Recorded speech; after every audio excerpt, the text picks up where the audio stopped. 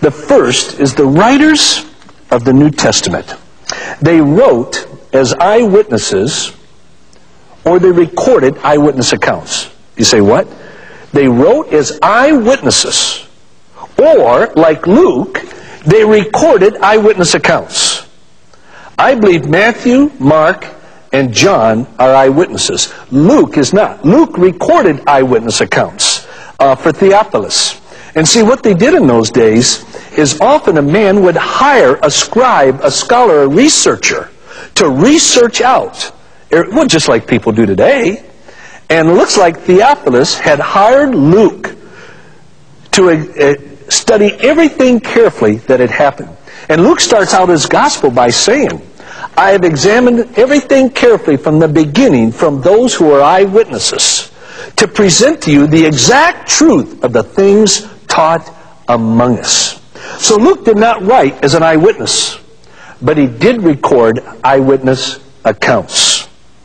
One of the most critical tests for me is the eyewitness. I mean, here in the New Testament time, the community was the most powerful force to determine truth. Because you see, there were so many people alive who knew Jesus when this was all recorded and written. They knew what he said, they knew where he went, what he did. And if they would have ever dared to have added or to have taken away, there were antagonistic people right there at that time to correct them. And then also, coming, to the book of Mark, a lot of people say, well, you can't consider Mark an eyewitness, even though he recorded eyewitness accounts. And they said, but Mark wasn't an eyewitness when he wrote the Gospel of Mark. He recorded what Peter said. And there's secular sources, apart from the Bible, that would confirm that Mark was the recorder of what Peter said. And see, that was done all the time in olden days, and even like now. Is in the olden days, they would often have a writer, a scribe, a recorder that would take down the person's memory and what he shared, and then that would become his work. But recently a book came out on eyewitness to Jesus, and it was written by an attorney, and she clearly documented, according to the laws of legal evidence, that Mark would be considered an eyewitness account because he had recorded, he was simply the recorder of the eyewitness, which was Peter. And so the eyewitness is a powerful determinant of truth. For example, in 1 John 1:3, in the New Testament, the Apostle John says, what our eyes have seen, what our ears have heard, what our hands have handled, we declare unto you about Jesus Christ. Well, you can't get much closer to this situation. And then in 2 Peter 1:16, Peter is talking to the Jewish audience. And he said, we did not follow cleverly devised tales. It's interesting today. How many people will say to me, and many of them are very sincere, they'll say, back then they couldn't discern the difference between tales and truth. They couldn't discern the difference between fact and fiction. Well, let me tell you, I'll put any of them up against any professor today or any historian today. They knew the difference between truth and tales. They went out and died for it. And Peter starts out here and says, we did not follow cleverly devised tales. They knew the difference between tales and truth, and fact and fiction. But we were eyewitnesses. We were eyewitnesses.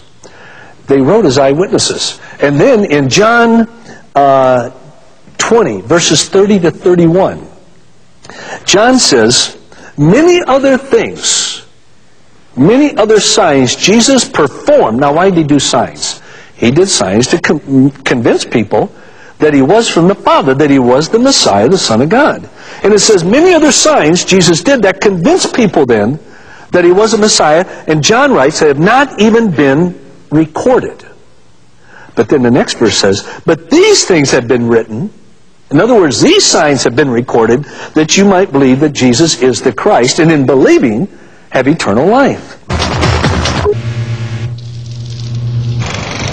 I don't think it would be, it's a matter of proving something. I think it's a matter of believing and feeling. That's what I feel. I learned to do this way, and I have questioned that it would be difficult to prove in a court of law. I would say would go with any religion that it couldn't be proven true or false. There's too many variables there, depending on who the judges are, the jury is. It's impossible to put a label to that. This is where I get the phrase that I like to use. The evidence for Christianity is not exhaustive, but it's sufficient. And you say, what do you mean? Well, in verse 30, the Apostle John writes out, he said, it's not exhaustive. Many other signs Jesus did haven't even been recorded. So it's not exhaustive. But he said, these that have been recorded of what Christ did and said are that you might have life and have eternal life in him. So he said, it is sufficient for an intelligent belief. So the evidence is not exhaustive, but it is sufficient. They wrote as eyewitnesses. And in Luke, when he starts out the book of Acts, in the first 3 verses, he said that Christ had appeared to the apostles with many convincing proofs over a period of 40 days. And that phrase, convincing proofs, was a phrase of that day of overwhelming evidence in a court of law. And so he says there, look, I'm not an eyewitness, but in examining the eyewitness, they recorded that they lived with Christ, they ate with him, everything, for 40 days after the resurrection. So he recorded an eyewitness account. Now, there's a second part of the writers of the Scriptures. They not only wrote as eyewitnesses or recorded eyewitness accounts, but here is a critical key. In the presence of some of the most adamant, some of the most hostile witnesses, people that disagreed with him, people who knew Jesus, they knew what he said, knew what he did, hostile witnesses, they presented this in the presence of hostile, knowledgeable witnesses and said, you know what we're talking about. They not only said, we saw these things, but in front of knowledgeable witnesses, they threw it back in their lap and said, you know what I'm talking about. For example, here again we'll go back to Peter. In Acts 2:22, he is before a very antagonistic Jewish audience. They really thought that the disciples and the apostles were presenting a false Messiah. And any sincere Jew would have to stand against that. Strongly stand against that.